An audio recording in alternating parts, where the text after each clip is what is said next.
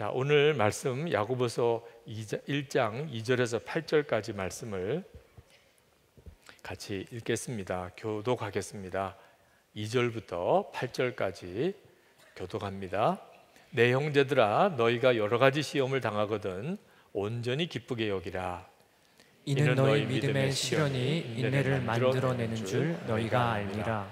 인내를 온전히 이루라. 이는 너희를 온전하고 구비하여 조금도 부족함이 없게 하려 함이라. 너희 중에 누구든지 지혜가 부족하거든 모든 사람에게 후히 주시고 꾸짖지 아니하시는 하나님께 구하라. 그리하면 주시리라. 오직 믿음으로 구하고 조금도 의심하지 말라. 의심하는 자는 마치 바람에 밀려 요동하는 바다 물결 같으니 이런 사람은 무엇이든지 주께 얻기를 생각하지 말라. 함께 두 마음을 품어 모든 일에 정함이 없는 자로다. 아멘. 주님과 친밀히 동행하는 삶을 정말 살고 싶고 또 여러분 모두도 그렇게 살게 되기를 축복합니다. 이렇게 하나님이 허락하신 삶을 살아보니까 그전에는 잘 알지 못해서 소원을 갖지 못했던 것이 주님과 친밀하게 동행하는 것이었습니다. 이제는 오직 한 가지 소원만 있다면 주님과 친밀히 동행하는 거 하나, 그걸 위해서 다른 모든 것을 포기해야 된다 할지라도 놓칠 수 없는 것, 또 절대로 놓쳐지지 않을 것, 주님과 친밀히 동행하는 삶입니다. 여러분들 중에도 주님과 친밀히 동행하고자 하는 갈망이 있으신 분들이 이 자리에 참 많으실 겁니다. 아직까지 그런 갈망이 없이 금요 성령 집회 오신 분들도 있는 줄 압니다만, 금요 성령 집회 오신 분들의 상당히 많은 사람들이 주님과 친밀히 동행하는 삶에 대한 갈망 때문에 아주 먼 곳에서부터도 이 금요일 저녁에 여기에 오시는 것 같습니다. 근데 주님과 친밀히 동행하는 데 있어서 우리가 반드시 알아야 할 것이 믿음입니다. 주님은 보이지 않으시고요, 보이지 않으시는 주님과 동행해야 하는 것이기 때문에 믿음이 주님과 친밀히 동행하는 데 결정적인 요소입니다. 그러므로 믿음이 달라져야 합니다. 그리고 믿음은 달라집니다. 똑같은 믿음을 가지고 사는 거 아닙니다. 오늘 이 자리에 있는 여러분들의 믿음이 다 제각기 다르고 여러분의 1년 전의 믿음, 5년 전의 믿음, 10년 전의 믿음이 지금과 다릅니다. 믿음은 어느 형태로 그냥 고정되어 있는 게 아니고 그 믿음이 변합니다. 그걸 믿음이 자란다고 그러고 성숙한다고도 하죠. 여러분들의 믿음이 성숙해지면 주님과 친밀하게 동행하는 일이 자연스러워지고 그리고 그 눈이 뜨이게 됩니다. 근데 믿음이 없기 때문에 주님과 친밀하게 동행하는 일이 어렵게 느껴지고 너무 막연하고 그리고 실감이 잘 안 나는 것입니다. 여러분 중에 예수님을 내가 인격적으로 만나지 못했다거나 주님과 친밀히 동행하는 게 나에게는 아직도 이루어지지 않았다고 생각하는 사람은 믿음 때문입니다. 믿음이 뒷받침이 안 되니까 그렇게 느끼게 되는 거죠. 지난 16년 동안 제가 선언목적교회에 와서 16년 동안 목회를 해오는 세월을 돌아보면 믿음의 변화의 기간이었다고 밖에는 설명할 방법이 없습니다. 믿음은 변합니다. 이번 성령 집회에 특히 믿음으로 예수님과 동행하라고 하는 요 시리즈 설교를 하는 기간 동안에 여러분의 믿음도 놀랍게 변화되기를, 그렇게 크게 성장하게 되기를 축복합니다.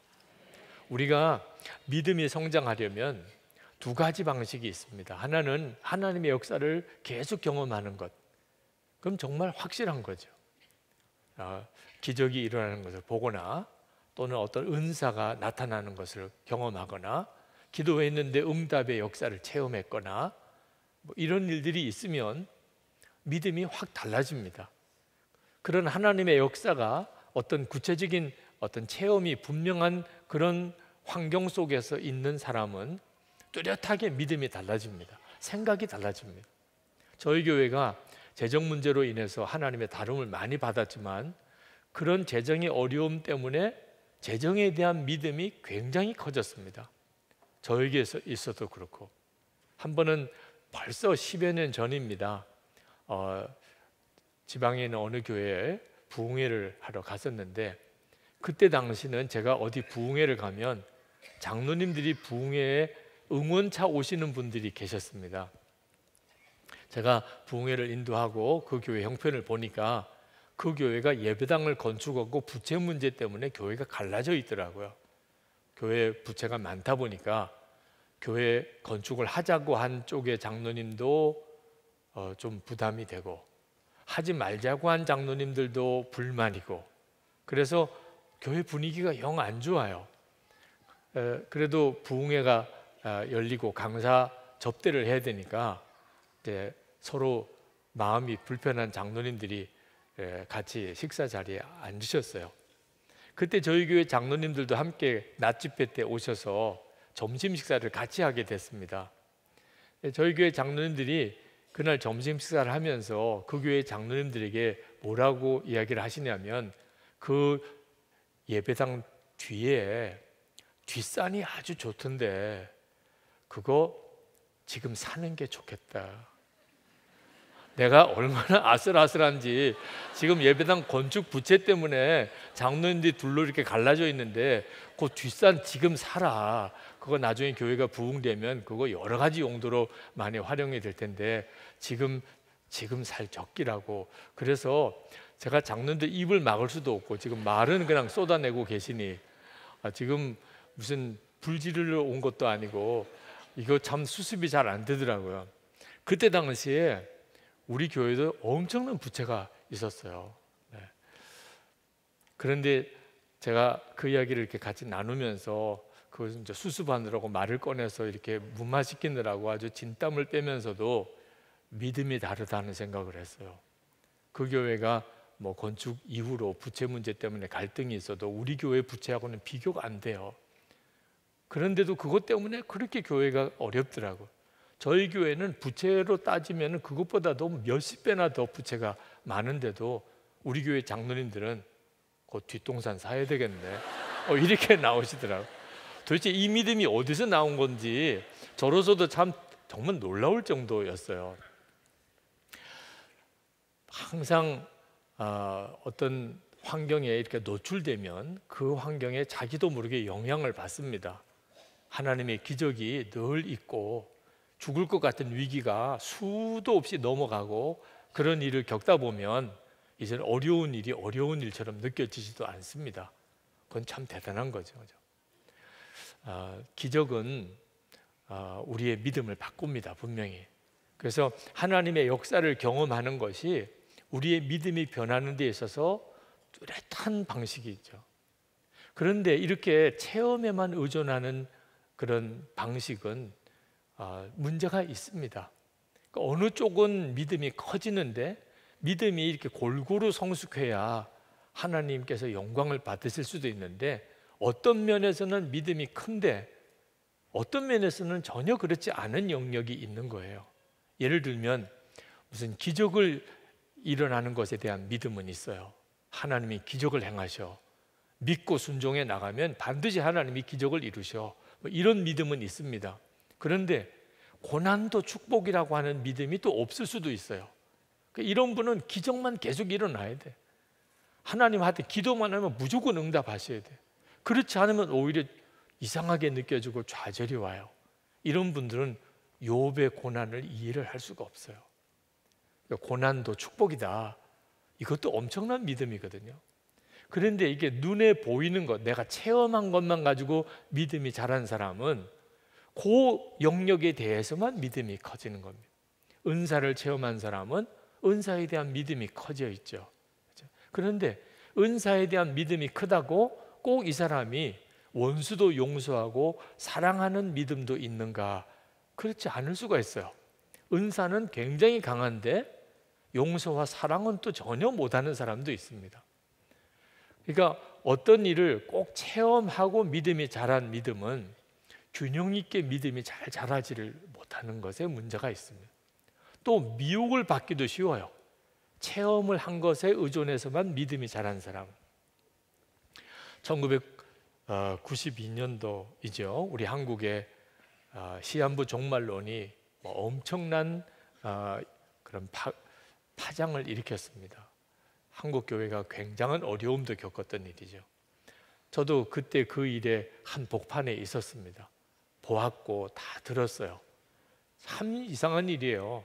신실하고 그렇게 성실하고 교회 신앙생활 잘하던 사람들이 거의 동시다발적으로 똑같은 체험을 한 겁니다. 1992년 10월 28일에 주님이 온다. 내가 반드시 간다. 글로도 보았다 그러고 분명하게 음성도 들었다 그러고, 한 사람이나 그런 이야기를 하면 그런가 보다, 그런 참 엉뚱한 체험도 한 사람도 있네 그럴 텐데, 그런 사람이 너무 많은 거예요. 이럴 때 체험에 의존하는 믿음을 가진 사람은 미혹을 받게 되는 거예요. 그래서 엄청나게 많은 사람들이 시한부 종말론에 휩쓸렸다가 목회자도 그렇고 성도들도 어려움을 겪었죠. 분명히 하나님의 역사를 실제로 체험하고 믿음이 생기는 것은 사실이지만, 그 방식에만 의존하는 것은 아직도 성숙한 믿음이 못 되고 미혹받기도 쉽다는 거예요.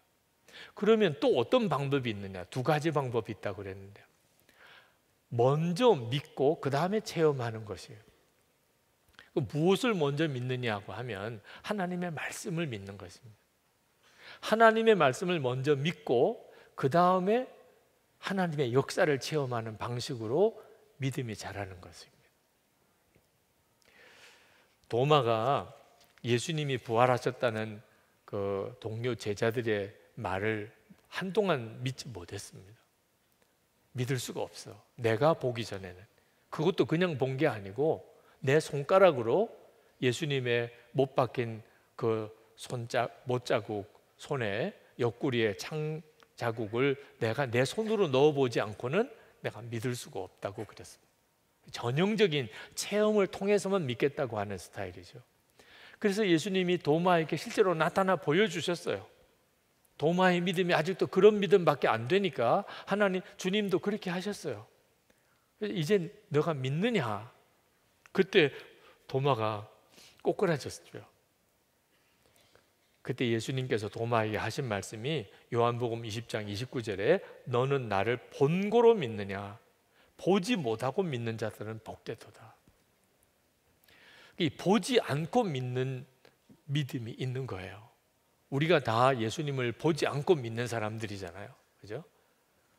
도마는 보아야 믿겠다고 했는데 그는 정말 예수님과 함께 살았고 부활도 목격을 했죠. 우리는 주님과 함께 살지도 않았고 부활의 주님을 육신의 눈으로 보지도 못하는데도 우리는 지금 믿고 있잖아요. 그러니까 보지 않고도 믿는 믿음이 있는 거예요. 히브리서 11장 3절에 보면 믿음으로 모든 세계가 하나님의 말씀으로 지어준 줄을 우리가 아나니, 우리가 이 세상이 어떻게 창조되었는지를 어떻게 알아요? 가보지도 않았고 그때는 우리가 존재하지도 않았는데 그냥 우리가 태어나 보니까 지금 이 천지 만물 세상이 있는 거잖아요. 그런데도 우리가 이것이 어떻게 지어진 줄을 아는 것은 믿음으로 아는 거예요. 이 천지가 말씀으로 지어진 줄을 안다는 거예요.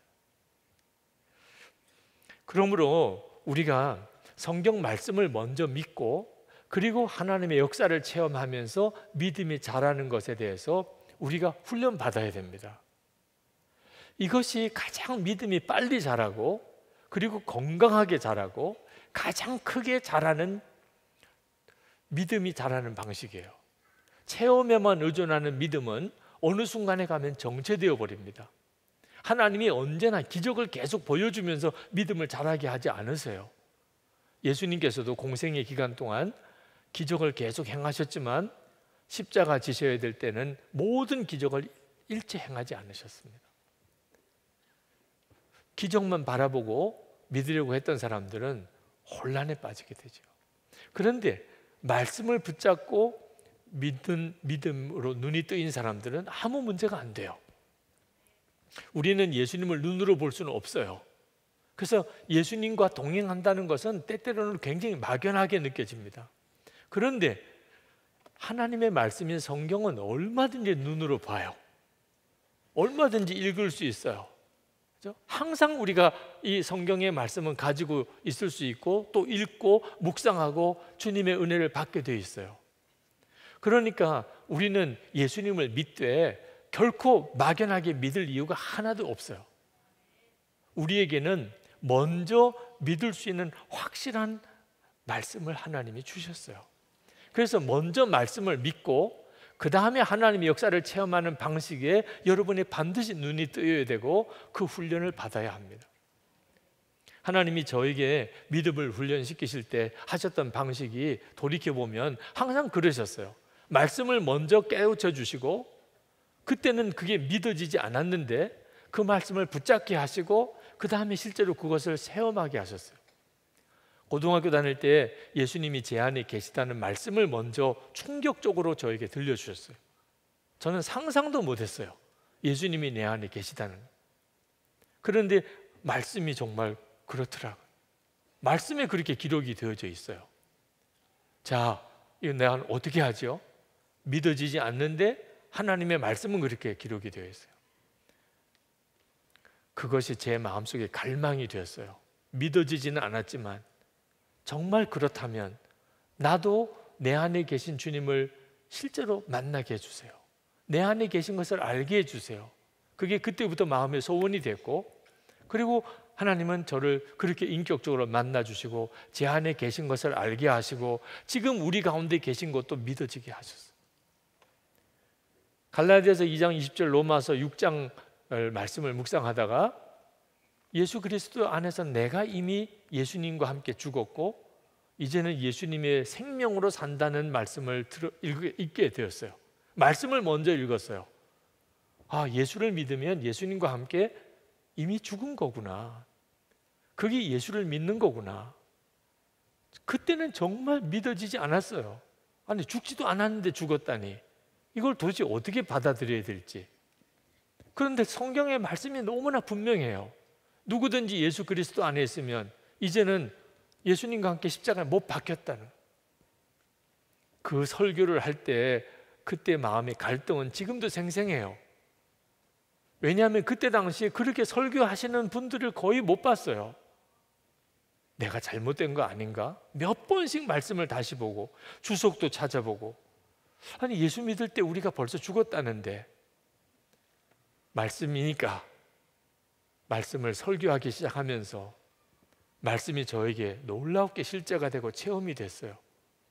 말씀이 먼저고 그걸 믿음으로 취하고 그리고 그 말씀을 실제로 경험하는 것, 이것이 가장 확실하게 아주 건강하고 그리고 하나님이 역사하시는 믿음, 그리고 그 믿음으로 주님과 동행할 수 있는 눈이 뜨이는 것이었어요. 예수님과 동행하는 삶을 사는 것도 그렇습니다. 성령을 받는 것도 그랬어요. 저는 한동안 성령을 부어주시기를 계속 기도했어요. 왜냐하면 실제로 제 안에 성령이 계시다는 것에 대해서 제가 믿지 못했기 때문에요. 왜냐하면 말씀을 붙잡는 믿음이 아니었기 때문에 성령을 구하는 것 자체가 성령의 역사라는 걸 몰랐어요. 예수님을 주님이라고 부르는 것 자체가 성령의 역사고 하나님을 아버지라고 믿고 기도하는 것이 성령의 역사인 줄을 몰랐어요. 내가 죄를 지으면 그것 때문에 내 속에서 근심이 일어나는 것이 성령의 역사인 줄을 몰랐어요. 몰랐기 때문에 성령을 계속 부어달라고만 기도를 한 거예요. 그런데 말씀을 읽다가 보니까 내 안에 성령께서 이미 계시고 역사하신다는 것을 알게 됐어요. 이건 엄청나고 놀라운 일이죠. 그때부터는 더 이상 내게 성령을 부어달라고 하는 기도가 없어졌어요. 제가 성령님에게 순종하면 언제든지 성령께서 저를 통하여 충만하게 역사하신다는 걸 알았기 때문에 이제부터는 순종하게 해달라, 깨우쳐 주셔서 주님의 뜻이 무엇인지 알게 하셔서 나로 순종하게 해달라고, 그러면 성령의 충만함을 금방 따라오는 것이었어요. 성령의 충만함을 달라고 그렇게 애걸복걸할 것보다도 매 순간 주님을 바라보고 주님께 순종하는 게 훨씬 빠른 길이에요. 성령의 충만함을 얻는 데 있어서 하나님의 말씀이 먼저 있고, 그리고 그 말씀을 따라 가는 믿음이 하나님이 기뻐하시는 믿음이고 온전한 믿음이고, 그게 진짜 믿음이에요. 우리의 믿음은 느낌을 따라가면 안 됩니다. 안타깝게도 많은 사람들이 느낌에 의존해서 믿음이 움직여요. 오늘은 참 은혜로운 것 같아. 이게 성령 집회 오신 분들이 쉽게 그런 착각에 빠질 때가 있습니다. 정말 여기는 주님의 충만함이 있는 것 같아. 느낌이죠, 그죠? 혼자 있을 때는, 집에 있을 때는, 그때는 뭐 그런 충만한 느낌이 없어요. 여기서처럼 뜨겁게 예배하고 뜨겁게 함께 기도하고 그럴 때는 뭔가 막 불이 역사하는 것 같고 하나님의 은혜가 우리 가운데 충만한 것 같은데, 아무도 없이 혼자 있을 때는 냉랭하고 답답하고, 그게 다 느낌을 의존하는 거예요. 그러니까 느낌에 의존하는 것에 우리가 완전히 자유로울 수 없지만 항상 정신 차려야 돼요. 주님은 이렇게 많은 성도들이 모인 자리에서도 우리와 함께 하시지만, 나 혼자 있을 때 주님이 나에게서 떠나셨나요? 여전히 나와 함께 계세요. 아주 힘들고 어려울 때, 모든 게 다 막막할 때 여전히 함께 계세요. 말씀에 의존해서 믿음을 갖기를 힘쓰면, 그러면 상황과 여건이 완전히 다르게 보이기 시작합니다. 야고보 사도가 예수님의 동생이에요, 육신으로는. 그러니까 예수님이 메시아이신 것을 믿기가 오히려 더 어렵습니다. 왜? 육신의 형이니까. 형이 갑자기 어느 날 메시아라고 어떻게 할 수가 있겠어요? 그런데 예수님의 말씀, 형이시지만 이건 그냥 인간 육신의 형의 이야기가 아니구나. 그리고 행하시는 일, 이건 정말 그리스도가 아니면 도무지 할 수 없는 일이구나. 그래서 야고보가 형 예수를 그리스도로 믿고 그 제자가 된 겁니다. 그러니까 전형적으로 보고 믿은 케이스죠. 그죠? 예수님이 어떤 분인지를 실제로 함께 지내면서 보고 믿게 된 거죠.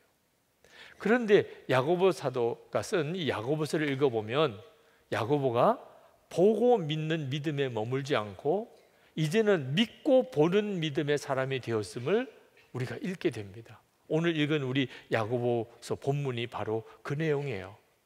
오늘 읽은 내용의 말씀을 다시 한번 쭉 살펴보면, 여러 가지 시험을 당하거든 온전히 기쁘게 여기라. 이런 일은 내가 체험하고 믿는 거 완전히 반대예요. 여러 가지 시험을 당하면, 그러면 하나님이 나 버리셨나 봐, 나 떠나셨나 봐, 나는 신경 안 쓰시나 봐. 보고 믿는 믿음은 그렇게 되는 거죠. 그런데 야고보 사도는 여러 가지 시험을 만나면 온전히 기쁘게 여기라. 왜? 그게 바로 우리의 믿음의 인내를 기르기 때문이에요. 그러니까 하나님이 가장 우리에게서 찾기 원하시는 게 인내인데, 내 인내가 생기는 것을 생각하면 여러 가지 시험이 오히려 기쁘다. 말씀에 근거한 믿음을 가지고 보니까 시험도 기쁘다. 여러분, 가정생활 목표를 행복에다가 두면, 그러면 가족들이 다 만족스럽지가 못해요. 나를 행복하게 해주기는커녕 나를 힘들게만 하는 존재라고 느껴질 수 있는 거죠. 그런데 하나님이 나에게 가정을 주신 목표가 나를 거룩하게 하기 위해서, 거룩하게 만들기 위해서 그랬다. 그렇게 하나님의 계획에 눈 뜨고 나면, 그러면 나를 힘들게 하는 가족이 있다 하더라도 감사하게 돼요. 그 때문에 내가 하나님 앞에서 더 온전케 됐으니까. 그 남편, 아내, 또 부모님과 자녀 때문에 내가 더 기도하게 되고 하나님 앞에 더 매달리게 되고 나 자신을 더 돌아보게 되었으니, 주여, 이런 남편을 준 것, 이런 아내를 준 것을 감사합니다. 그렇게 될 수 있는 거예요. 말씀에 의해서 눈이 새롭게 열리고 나면 내 상황 전체가 달라지는 거예요. 여러분, 야고보 사도의 이 권면을 한번 가만히 하나하나 살펴보시면 이게 바로 먼저 말씀을 붙잡고 믿고 그 다음에 체험하는 것이구나 하는 것을 알게 됩니다. 첫 번째가 시험을 당해도 기뻐하라. 백부장 선교사 가명입니다. 그 중동에서 사역하시는 우리 선교사님 팀의 팀장이신데, 그 백부장 선교사님이 한나오 사역 복음 선교선이었던 그 아직도 복음이 전해지지 않은 그런 나라, 그 아주 작은 항구들마다 찾아가서 거기서 그 배를 통해서 복음을 전하고 전도도 하고 말씀도 가르치고 하는 사역을 하던 우리 한국 복음 선교선 한나오라는 선교선이 있었는데, 그 사역을 하실 때예요. 그분이 저 인도네시아 남아시아 쪽에 가서 사역을 하시다가 한국으로 돌아오는 길에 태풍을 만나게 됐습니다. 그 태풍 때문에 배 엔진이 꺼져 버렸어요. 배는 정말 요동을 치고 있는 형편에 엔진 시동은 걸리지도 않고 꼼짝없이 죽었다는 생각이 들었어요. 그 배에 함께 있던 모든 선교사님들이 다 그냥 바닥에 쓰러졌어요. 이제는 그냥 정말 죽음만 기다린 그럴 상황, 여러분 한번 상상을 해보세요. 태풍은 만나고 배 엔진은 꺼지고. 그때 백부장 선교사님 마음에 우리가 이렇게 죽더라도 하나님께 마지막 예배라도 드려야 되지 않겠냐. 대책도 없고 상황은 완전히 절망이지만, 그러나 그래도 우리가 선교사인데 우리가 할 일이 있다, 그런 마음이 강하게 들더라는 거예요. 그래서 다들 완전히 그냥 기력도 다 상실되고 의욕도 다 없고 소망도 다 없는 그런 상황에서 백부장 선교사님이 그 요동치는 그 선실에서 찬송 인도를 시작을 했습니다. 우리 하나님께 정말 예배합시다. 그렇게라도 하고 마지막 순간을 맞더라도 해야지. 그래서 이제 찬송을 부르기 시작을 했는데, 처음에는 혼자 부르셨대요. 근데 찬송을 이렇게 부르다 보니까 쓰러져 있던 선교사님들이 한 분 한 분 일어나서 같이 찬송을 따라 부르시더래요. 처음에는 그렇게 따라 부르는 정도쯤 부르다가 찬송이 2번 부르고 3번 부르면서 그 다음에는 막 찬송이 외침이 되더, 목이 터져라고 찬송. 여러분 그 상황 대략 상상이 드십니까? 처음에는 정말 말도 안 되는 일이었어요. 그 절망적인 상황 속에서 그렇게 뜨겁게 찬송이 나올 수가 없는 상황인데, 한번 찬송의 문이 터지기 시작하니까 뜨겁게 찬송이 되기 시작하더래요. 그리고는 기도를 하는데 불과 같은 기도가 되더래요. 언제 그렇게 낙심이 됐고 절망이 됐냐 싶을 정도로. 그리고 참 기적과 같이 엔진이 다시 가동이 되고, 여전히 상황은 한국으로 돌아올 수 있을까 하는 상황이 가능성이 극히 적은 상황이었지만, 일단 하나 달라진 것이 다들 그렇게 밥을 많이 먹게 되더라고요. 그래서 한국에 도착했을 때 식량이 완전히 바닥이 날 정도로 그렇게 밥을 많이 먹는다는 것은 마음속에 믿음의 힘이 커진 거죠. 믿음의 힘이 커지니까 희망도 생기고, 그리고 식욕도 돌아오게 되는 거죠. 여러분, 하나님의 말씀은 우리를 절망 가운데서도 찬송하게 하고 예배하게 하고 기도하게 합니다. 이렇게 모여서 우리 정말 한 2,000명 가량이 여기서 찬송하고 기도하는 이 자리와 그 태풍 한가운데 있었던 그 조그만 복음 선교선이었던 한나오 선실에 있었던 그 선교사님들의 예배, 아마 겉으로 보기에는 비교할 수가 없겠지만 그 영적인 강도는 우리가 도무지 따라갈 수 없는 것이라고 생각이 듭니다. 하나님의 말씀이 우리의 믿음을 먼저 일으켜요.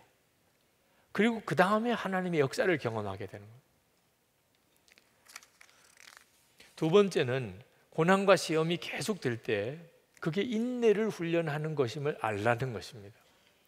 4절에 인내를 온전히 이루라. 이는 너희로 온전하고 구비하여 조금도 부족함이 없게 하려 함이라. 여러분, 저에게도 그렇고 여러분에게도 그렇고 지금 우리에게 가장 필요한 것, 마지막에 하나님 앞에 섰을 때 그때 주님께 드려야 할 수 있는 게 뭐냐면 인내의 믿음이에요. 기다릴 줄 아는 겁니다. 하나님의 역사가 내게 임할 때까지 하나님의 약속을 붙잡고 낙심하지 않고 기다리는 훈련. 대부분은 이 인내가 없으니까 중간에 다 무너지는 겁니다. 하나님 기뻐하는 뜻대로 시작을 했다가 끝까지 못 가는 거예요. 우리에게 가장 부족한 것이 약속을 믿고 기다리는 것을 못하는 겁니다. 항상 우리는 눈으로 보여야 비로소 마음이 안심을 해요. 눈에 보이지 않으면 계속 마음이 뒤집어지는 겁니다. 이것을 주님은 훈련시키기를 원하시는 거예요. 인내를 키우시려는 거죠. 주님이 보이지 않는다고 우리와 함께 계시지 않는 게 아닙니다. 욥기 9장 11절에 보면 그가 내 앞으로 지나시나 내가 보지 못하며 그가 내 앞에서 움직이시나 내가 깨닫지 못하느니라. 욥이 그때 그럴 거라고 생각하면서 고백하고 있는 겁니다. 지금은 하나님이 전혀 안 보여요. 하나님이 하시는 일이 전혀 보이지 않습니다. 그러나 하나님은 움직이실 것이라고 욥은 믿어요. 그래서 그렇게 고백을 하는 거죠. 지금도 마찬가지입니다. 여러분의 형편이 하나님 떠나셨나 봐. 하나님은 어떤 사인도 안 주시네. 하나님은 어떤 응답도 내게 안 주시네. 이런 상황 속에 여러분이 있어도 그렇지가 않습니다. 여러분이 영적으로 무감각해져서 그게 보이고 느껴지지 않을 뿐이지 주님은 여러분과 함께 역사하고 여러분을 인도하고 여러분을 지키고 계세요. 우리가 하나님이 그 역사를 온전히 이루실 때까지 믿음으로 기다리면 반드시 하나님의 역사를 보게 됩니다. 근데 문제는 그게 안 되니까 중간에 그만 꺾어져 버리는 거예요. 이사야 선지자가 이사야 30장 21절에 너희가 오른쪽으로 치우치든지 왼쪽으로 치우치든지 내 뒤에서 말소리가 내 귀에 들려 이르기를 이것이 바른 길이니 너희는 이리로 가라 할 것이며. 성경이 분명히 그렇게 말씀하셨어요. 우리가 갈 때 내 눈으로는 주님이 보이지 않지만 주님이 말씀으로 이리로 가라, 왼쪽으로 가라, 오른쪽으로 가라 그렇게 말씀하실 거라는 거예요. 오늘 이 시간도 여러분에게 이 말씀은 다 동일하게 주어져 있습니다. 혹시 막막하신 분이 있습니까? 여러분의 길을 주님이 정확히 이끄십니다. 그런데 참 답답한 것은 그게 명확하게 들리지 않는 사람들이 있습니다. 저도 솔직히 말하면 주님이 명확하게 이렇게 하라 저렇게 하라 하는 것을 못 알아들을 때가 훨씬 많습니다.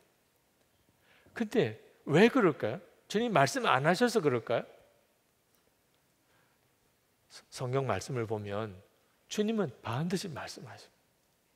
근데 나는 못 알아들어요. 우리가 주님의 음성에 평소에 귀 기울이며 살지 않았기 때문에 내가 주님의 말씀을 꼭 듣고 싶을 때 못 듣는 것뿐이에요. 주님은 절대로 우리에게 말씀하지 않으시고 주님의 인도를 따르라고 말씀 안 하십니다. 지금이라도 여러분이 주님의 음성에 귀를 기울이는 삶을 꾸준히 살기를 원하면 반드시 여러분의 귀가 열리게 됩니다. 그게 말씀을 붙잡고 그리고 체험을 하게 되는 거예요. 주님은 지금도 나에게 분명히 알아듣게 말씀하신다. 엘리야가 크게 낙심을 했을 때 그때 엘리야가 하나님의 뜻을 알고 싶었어요. 하나님께서 그걸 말씀하시겠다고 하시면서 엘리야에게 크고 강한 바람을 보여주십니다. 그런 어떤 엄청난 역사를 통하여 하나님의 음성을 들을 줄 알았던 엘리야는 아무 주님의 뜻을 알지 못해요. 그 다음에는 지진이 일어납니다. 그 속에서도 주님은 말씀하지 않아요. 큰 불이 일어납니다. 그 속에서도 주님은 임하시지 않습니다. 그런데 그 다음에 아주 세미한 소리로 주님이 말씀하시는 것을 듣습니다. 오늘 이 시간도 여러분이 주님의 음성을 들으려고 귀를 기울이면 반드시 듣습니다. 주께서 여러분에게 말씀하지 않으신다면 여러분 오늘 정말 포기하지 마시고 주님께 매달려 구하시기 바랍니다. 하나님, 저에게 말씀해 주셔야 제가 순종이라도 할 수 있는 거 아닙니까? 주님이 말씀하지 않았는데 제가 어떻게 순종을 할 수 있습니까? 주님은 우리에게 들릴 듯 말 듯 작은 소리로 말씀하시기 때문에 세미한 소리가 아닙니다. 알아듣지도 못할 정도로 이런 말씀인가 저런 말씀인가. 그러면 주님은 잔인하신 거죠. 주님이 아주 세미한 소리로 작은 소리로 말씀하실 수밖에 없는 이유는 우리의 영적인 듣는 감각이 무뎌졌기 때문이지, 주님은 우리가 급하고 어려울 때 항상 큰 소리로 말씀하셔요. 좌로 가라, 우측으로 가라, 곧장 가라. 주님은 절대로 들릴 듯 말 듯, 알아들을 듯 모르게 그렇게 말씀하시지 않습니다. 근데 우리의 귀가 그걸 못 알아듣는 거예요. 예를 들면 여러분 옆에 큰 폭탄이 터지는 소리가, 제가 군목 훈련을 받을 때 그때 그 폭탄이 터지는 소리 속에 그렇게 훈련을 해야 되는 때가 있었는데 처음 들었어요. 제가 근무하던 부대가 포병 부대인데 그 포탄 터지는 소리가 얼마나 큰지. 근데 순간 아무것도 안 들리는 거예요. 정말 멍한 소리, 멍하기만 하지 아무 소리가 안 들려요. 순간 귀가 먹는 거죠. 우리가 살아가는 세상 속에 얼마나 소리가 큰 줄 아십니까? 우리는 조용히 아무 소리도 안 들리는 상태를 견뎌내지를 못해요. 하여튼 라디오도 틀어야 되고 뭐 TV도 틀어야 되고 인터넷 뉴스라도 봐야 되고, 그리고 우리 속에도요, 우리 내면에서 뭐 어떤 때는 한탄도 또는 저주도 원망도 불평도 끊임없이 일어나요. 그러다 보니까 영적인 귀는 거의 먹어버렸어. 우리 주님이 나에게 아주 우레같이 소리를 쳐도 못 알아듣는 거예요. 여러분이 그 사실을 정말 인정해야 돼요. 하나님이 내게 말씀을 안 하셔서 내가 못 듣는 게 아니라는 점. 하나님은 나에게 분명히 말씀하시고 그리고 그 말씀을 내가 알아듣기를 원하신다. 성경을 읽어보니까 분명해요. 그렇다면 그 믿음을 붙잡고 주님께 나아가야 돼요. 주님이 나에게 오늘 말씀하실지 안 하실지 잘 모르겠어요. 그러면 틀림없이 오늘 그냥 가게 돼요. 오늘은 말씀 안 하시나 봐. 조금 기도하다가 별로 뭐 아무것도 마음에 느껴지는 것도 깨달아지는 것도 없어요. 오늘은 아닌가 봐. 왜? 믿음이 없으니까 기다리지 못하는 거예요. 그런데 주님은 나에게 분명히 말씀하신다. 말씀 안 하실 리가 없어. 내 안에 오셨는데, 내 생명이신데, 내가 지금 이렇게 방황하고 있는데, 이렇게 힘든데 말씀 안 하실 리가 없는 거지. 그러면 끝까지 가요. 그렇구나. 주님이 이렇게 내게 말씀하시네. 이게 깨달아질 때까지 가요. 주님은 그렇게 해주시고, 먼저 말씀을 믿어야 비로소 하나님의 역사를 그 다음에 체험하게 되는 겁니다. 우리가 예수 동행 일기를 쓰면 우리에게 주는 큰 유익이 많지만 그 중에 하나가 주님이 나에게 말씀하시는 것을 내 손으로 쓰고 내 눈으로 읽게 된다는 거예요. 그냥 오늘 되어진 일을 아침부터 지금까지 하나하나 이렇게 써 내려가요. 뭐 누구를 만나고 오늘 무슨 일이 있었고 그러면서 이렇게 써 내려가는 동안에 나도 모르게 놓쳤던 주님이 내게 주셨던 여러 가지 사인들, 말씀들, 깨우침들이 그 속에서 이렇게 묻어져 나옵니다. 그냥 지나갔으면 그냥 넘어갔을 내용들이에요. 주님이 우리에게 말씀하시나 안 하시나 여러분이 실제로 경험 한번 해보시기 바랍니다. 세 번째로 말씀을 붙잡게 되면 기도를 하게 됩니다. 5절 말씀에 너희 중에 누구든지 지혜가 부족하거든 모든 사람에게 후히 주시고 꾸짖지 아니하시는 하나님께 구하라 그리하면 주시리라. 하나님, 내게 말씀해 주세요. 오늘 이 시간이 그 시간이 되기를 바랍니다. 주님은 내게 관심이 없나 봐. 절대로 거기에 속지 마세요. 주님은 내게 말씀하시는 것을 알아듣는 건 너무 힘들어. 절대로 속지 마세요. 담대하게 구하세요. 주님, 오늘 제게 말씀해 주세요.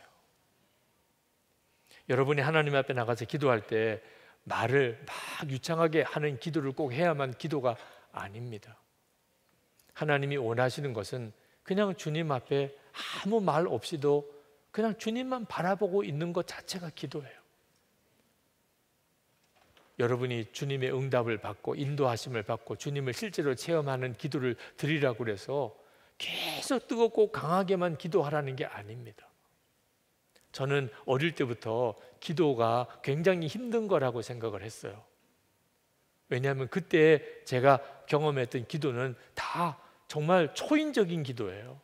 철야기도, 금식기도, 산기도, 그것도 산기도도요. 제일 센 기도는요, 눈 내리는 겨울 비닐 들고 산에 올라가서 밤새도록 기도하는 거, 그 정도쯤은 해야 기도했다는 말을 할 수 있는 분위기였어요. 그러니까 제가 어릴 때 기도는 거의 도인들이나 하는 거예요. 기도한다 그러면 이건 너무너무 무거운 짐을 지는 거예요. 잘 몰라서 그랬던 거예요. 기도는 그냥 주님 안에서 쉬는 거예요. 예수님께서 겟세마네 동산에서 나와 함께 깨어 있을 수 없더냐, 내 곁에 앉아서 나와 함께 깨어 있으라, 나를 바라보고 그냥 깨어만 있어 다오. 그게 기도였었어요. 그리고 실제로 그런 기도 속에서 주님은 진짜 저를 회복시키고 또 회복시키고 주님의 말씀을 듣는 귀 열어주시고 주님이 정말 놀라우게 하셨어요. 오늘도 여러분들이 정말 주님을 신뢰함으로 한번 나가보시기 바랍니다. 그리고 그렇게 기도를 할 때 반드시 믿음으로 구하라는 거예요. 6절에 오직 믿음으로 구하고 조금도 의심하지 마라.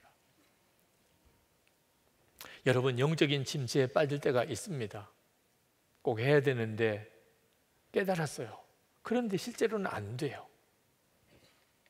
기도해야 되는데, 성경 읽어야 되는데, 성질 부리지 말아야 되는데, 내가 좀 더 웃어야 되는데, 운동도 꾸준히 해야 되는데, 그거 먹지 말았어야 되는데, 항상 우리들 속에 이런 어떤 좌절이 있어요. 생각은 분명히 드는데 그런데 안 되는 거예요. 몸이 따라주지 않는 거예요.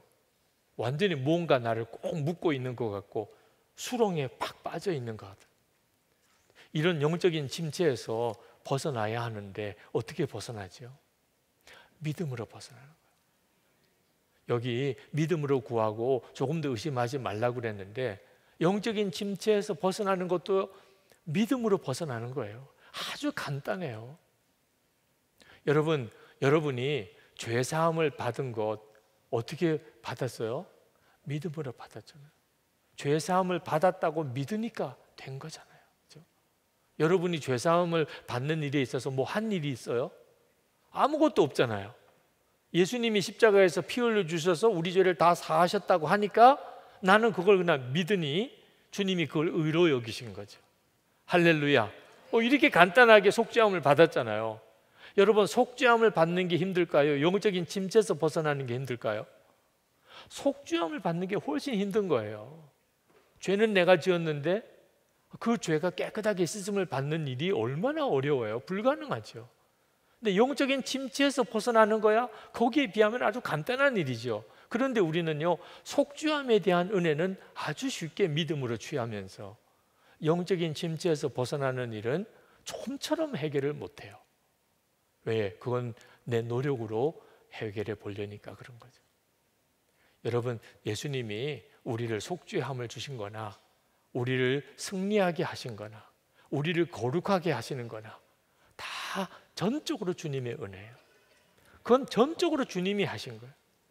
우리가 할 일은 그냥 믿는 거예요. 믿음으로 받아들이면 되는 거예요. 그건요, 아무것도 안 하고 가만히 있으면 된다는 뜻은 아닙니다. 믿음으로 취하라고 하는 말은 가장 먼저 고백부터 달라져야 된다는 거예요. 믿으니까 고백이 달라지는 거예요. 전에는 안 돼, 힘들어, 못 살겠어, 죽겠어, 나는 끝이야, 짜증나. 그게 그대로 믿음인 거예요. 그게 영적인 침체에 빠진 사람의 전형적인 특징이에요. 그 사람은 다른 것 무엇보다도 완전히 믿음이 무너진 거예요.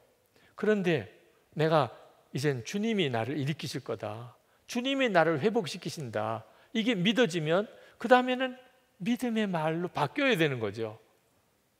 나는 여전히 주님이 나를 사랑하셔, 주님이 나를 반드시 일으키셔, 이미 십자가에서 문제는 끝났어, 더 이상 마귀는 나를 사로잡을 수가 없어, 예수님께서 나를 반드시 붙잡고 계셔, 절대로 나를 놓칠 리가 없어.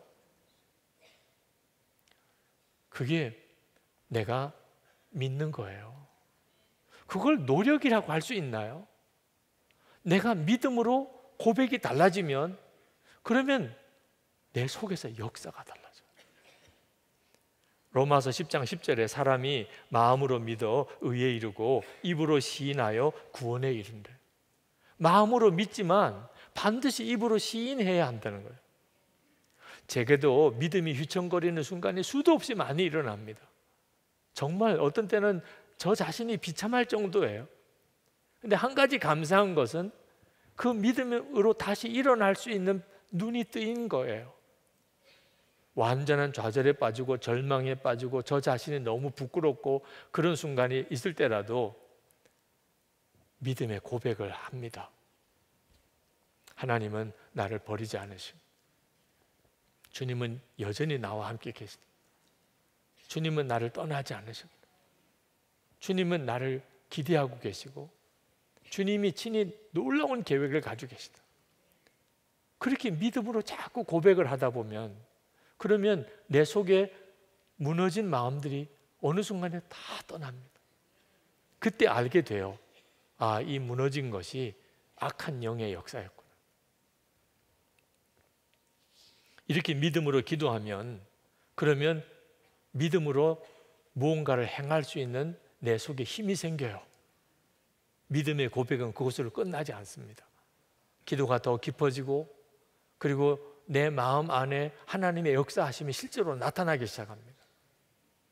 그래서 사람이 평강을 회복하고 기쁨을 회복하고 확신을 회복하는 거예요. 그리고 어느 순간에 영적인 침체에서 벗어나 있는 걸 알게 돼요. 그리고 고백합니다. 주님이 하셨다. 오늘 이 시간에 여러분, 주님이 정말 함께 계시는 것이 느껴지는 사람이 있고 그렇지 않은 사람도 있을 거예요. 근데 여러분, 속지 마세요. 주님이 함께 계시고 안 계신 거는 느낌에 좌우되는 게 아닙니다. 말씀을 붙잡아야 돼요. 주님이 나를 떠나셨을까? 그럴 리가 없어요. 주님이 내 안에는 안 계실까? 그럴 수가 없어요. 그러면 내가 오늘 여기 와 있다는 걸 설명할 방법이 없어요. 예수님이 주님이시란 거, 하나님이 아버지시라는 믿음이 내게 여전히 있어요. 성령의 근심도 내가 느껴져요. 그래서 회개도 하게 되는 거죠. 이 일을 성령님이 아니시라면 뭐라고 설명을 해요? 느낌은 완전히 나는 버림받은 것 같고, 내게는 더 이상 소망도 없는 것 같고, 나는 도무지 침체에서 벗어날 길이 없는 것 같은데 전혀 그렇지가 않습니다. 영적인 상황은. 여러분이 다시 말씀을 붙잡고, 그리고 기쁨으로 주님 앞에 나아가고, 그리고 기도의 걸음을 한 걸음 더 디뎌 나아가면 그때 전혀 뜻밖의 하나님의 역사를 경험하게 됩니다. 은혜를 체험할 때 많은 사람들이 거의 비슷한 경험을 해요. 어느 순간이 오기 전까지는 완전히 낙심한 상태였어요. 기도도 전혀 안 되고. 그런데 한순간에 갑자기 그렇게 마음이 뜨거워지고 눈물이 쏟아지고, 그리고 마음에 확신이 들고, 한순간에 바뀝니다. 오늘도 여러분 가운데 그 은혜의 역사가 있기를 축복합니다. 하나님께서 오늘 뚜렷하게 우리를 말씀으로 우리를 이끄시기를 원합니다. 그리고 이 일을 끊임없이 훈련하시기 바랍니다. 그리고 이것을 꼭 여러분 기록해 보시기 바랍니다. 말씀으로 하나님 여러분에게 믿음을 주시고 그 말씀으로 붙잡은 믿음을 가지고 실제로 내가 그 말씀이 성취되어지는 경험을 했던 것들을 여러분 그 자체의 경험을 놓치면 안 됩니다. 그리고 그것이 쌓여 들어가게 되면 그게 믿음의 용사가 되는, 그리고 주님과 정말 친밀히 동행하는 실제적인 삶을 살게 되는 것입니다. 이 시간에 우리 찬양하고 함께 기도하겠습니다. 모든 상황 속에서 찬양하겠습니다.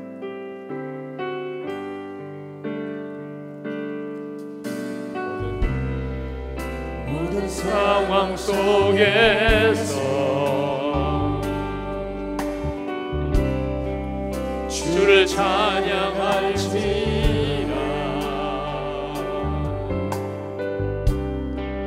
주는 너의 큰 산을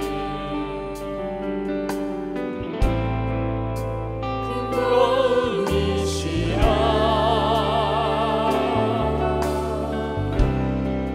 주의 얼굴 구할 때 주의 영을 구사 크신 사랑 안에서 주를 보게 하소서.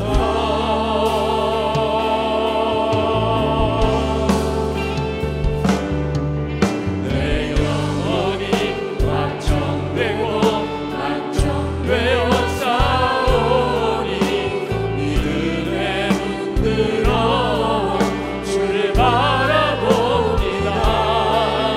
내 영혼이 확정되고 확정되어 싸우니 믿음에 흔들어 주를 바라봅니다. 내 영혼이 확정되고 확정되어 싸우니 내 영혼이 확정되고 확정되어 싸우니 믿음에 흔들어 주를 바라봅니다. 내 영혼이 확정되고 확정되어 싸우니 믿음에 흔들어 주를 바라봅니다.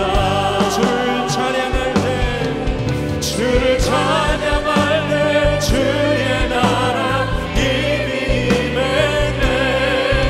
주의 영원한 나라 보게 하소서.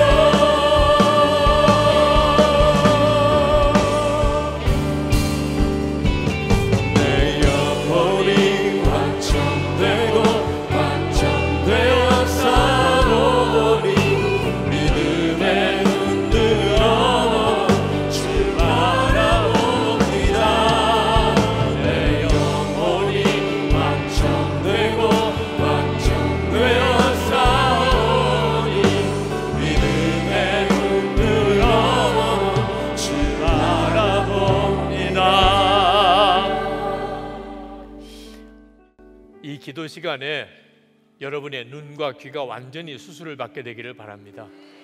하나님, 더 이상 육신의 눈으로 보고 육신의 귀로 듣는 것으로 전부라고 생각하지 않게 해 주옵소서. 주님, 눈을 떠서 보게 하소서. 진짜 주님의 역사를 보게 하소서. 귀가 열려 주님의 음성을 듣게 하소서. 정말 들어야 될 주의 말씀을 듣게 해 주옵소서. 우리 주여 부르짖고 기도하겠습니다. 주여! 할렐루야. 그거 놀라우신 은혜를 하나님 하나님 역사하시면 우리 가운데 하여주소서. 하나님, 눈이 트이고 귀가 열리게 해주시기를 원합니다. 하나님, 본다고 하나님 말하지, 하나님 듣는다고 하나님 말할 수가 없습니다. 아버지 하나님께서 보여주세요. 보는 것이, 주님께서 들려주세요. 듣는 것이, 오늘 이 시간에 하나님의 역사하심과 주의 놀라운 은혜가 우리 가운데 그렇게 충만하게 임하게 되기를 원합니다. 나의 주 나의 하나님 사모하며 하나님 갈망하며 주님 나와 기도합니다. 하나님의 크고 놀라운 하나님의 은혜와 하나님의 역사로 하나님 우리 온전히 사로잡아 주시기를 원합니다. 하나님 말씀이 이끌어가는 삶 되기를 원합니다. 말씀으로 믿고 나가게 되기 원합니다. 아버지 하나님 주님 앞에 온 모든 사랑하는 성도들이 하나님과 귀를 하나님 주시고 고쳐주시기 원합니다. 하나님의 역사하심을 분명히 체험하고 가게 되기를 원합니다. 하나님의 은혜로 도와여 주시기를 원합니다. 그신 하나님의 역사를 꼭 들어주소서. 하나님의 놀라운 은혜로 도와여 주소서. 아버지 하나님 말씀을 배우게 하소서. 하나님의 역사하심을 순간에 주시고 하나님의 크신 은혜로 도와여 주시고 하나님의 놀라운 역사를 도와여 주시기 원합니다. 나의 주 나의 하나님 오늘도 하나님 주의 사랑하는 성도들 하나님께서 일일이 사로잡아 주시고 하나님의 성령의 역사하시고 하나님 말씀의 은혜와 하나님의 성령의 수술이 저들에게 놀랍게 임하게 되기를 원합니다. 하나님의 크신 은혜로 주님 붙들어 주시고 사로잡아 주시기를 원합니다. 주 예수님 들어주소서. 눈도 열리고 또 귀도 열려야 하지만 우리의 입술의 고백이 달라지게 되기를 기도하십시다. 하나님 이제부터는 육신을 따라 말하지 아니하고 믿음을 따라 말하게 되기를 원합니다. 하나님이 영광 받으시는 말만 하기를 원합니다. 하나님이 역사하시는 말만 하게 되기를 원합니다. 성경의 말씀에 옳게 합당한 말만 할 수 있게 되기 원합니다. 오늘 이 시간에 우리의 입술을 찢어주셔서 성령의 불로 찢어주셔서 주의 보혈로 씻겨주셔서 우리의 입술의 고백이 완전히 달라지게 하소서. 믿음의 말을 하는 자가 되게 하소서. 우리 주여 부르짖고 기도하겠습니다. 주여! 할렐루야. 그리고 놀라운 하나님의 하나님 역사를 도와주시기 원합니다. 하나님의 크신 은혜와 하나님 놀라운 역사하시고 하나님 온전히 허락해 주시기 원합니다. 사랑하는 성도들의 입술의 고백 하나님 온전히 달라지게 되기 원합니다. 하나님의 역사하심 하나님의 은혜가 하나님의 역사하심 주님의 놀라우신 편법이 충만하여 주시기 원합니다. 놀라우신 아버지 하나님 하나님 성도들의 하나님 주의 사랑하는 종들의 하나님 그 입술을 이 시간에 주의 성령의 불로 하나님 이사야에게 하신 것처럼 대단한 수시로 저 입술을 찢어주시고 하나님 주의 성령으로 힘쳐주시고 하나님 주의 보혈로 씻어주시고 하나님 주님을 찬양하는 하나님의 사랑의 고백 하나님 역사하심에 대한 고백이 하나님 저들에게 있게 하여 주시기를 원합니다. 나의 주 나의 하나님 역사하소서. 하나님의 충만함으로 더욱까지 하나님 은혜로 더욱까지 하나님 역사하심을 더욱 함께 하여 주시기를 원합니다. 주 예수님 주 예수님 하나님 앞에 더 나가기 원합니다. 믿음으로 나가기 원합니다. 기도의 순종을 하나님 주여 들어주시기 원합니다. 주님 앞에 잠잠히 나갈 때 하나님 이 시간에 친히 응답해 주시고 하나님 이루어 주시고 하나님 보혈로 씻으셨으니 하나님 보혈로 씻으셨으니 하나님 성령으로 덮으셨으니 주님 이제는 하나님 영원하게 깨달아지게 하시고 하나님 주님의 말씀을 함께 하심을 알게 하시고 하나님 말씀의 이끌림을 받는 자 되게 하여 주시기 원합니다. 하나님 감사합니다. 주님 감사합니다. 안수기도 받을 분들은 내려오셔서 기도 받으시기를 바랍니다. 아랫단에서 기도 받으실 수 있습니다. 오늘 반드시 주님의 말씀을 듣고 가시기 바랍니다. 주님이 여러분에게 하실 말씀이 있으십니다. 그래서 오라고 하셨습니다. 설교만 전부가 아닙니다. 여러분 개인에게 주님이 지시할 말씀, 주님의 권면의 말씀이 있습니다. 여러분 믿음으로 주님 앞에 나아가시기 바랍니다.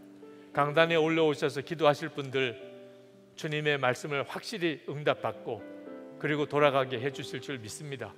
믿음으로 주님 앞에 나아가시는 모든 분들이 여러분의 개인 문제와 관련하여 주님의 분명한 말씀을 붙잡고 돌아갈 수 있게 우리 주여 3번 부르짖고 기도하겠습니다. 주여!